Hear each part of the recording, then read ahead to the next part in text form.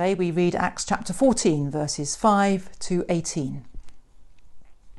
Some of my lockdown reading has been Stephen Fry's books, Mythos and Heroes, the classical Greek myths of gods and human heroes. Absolutely fascinating and brilliantly retold.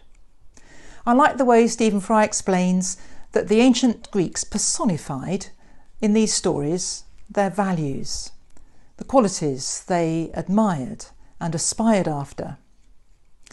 Of course, it was commonplace in those myths for gods to take human form and appear to people. So, when the people of Lystra thought that Paul and Barnabas were gods, the gods Zeus and Hermes, it was not really very surprising. It wouldn't be our gut reaction if somebody healed a lame man, but it was quite natural for them to come to that conclusion.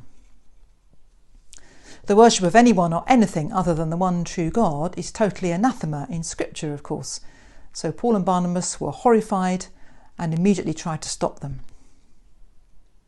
Well, this is not a mistake that we would fall into today. Or is it? You shall have no other gods beside me is the relevant commandment. The Israelites constantly broke this commandment, worshipping the gods of the other peoples around them, adopting, we might say, their values, compromising.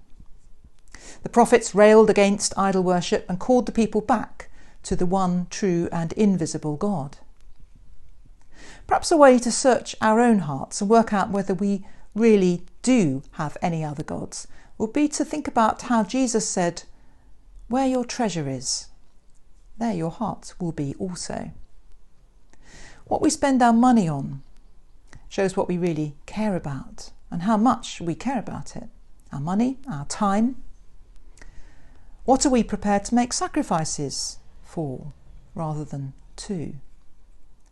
Reflecting on these questions honestly would help us draw up a list of our own values, our own priorities. What comes first? What's top of the list? You cannot serve two masters, said Jesus, challenging us over our attitude to mammon, money and material possessions. Let none of us think we're immune to idol worship, to worship of other gods. One of the worthwhile good things that might come out of the coronavirus pandemic is a shake-up of our values on a personal level and perhaps even on a wider level. When the chips are down, when it's a matter of life and death, when many things fall away that we're normally preoccupied with, it becomes clearer what we really do care about, what really does matter, who we worship, what we worship, who our master is.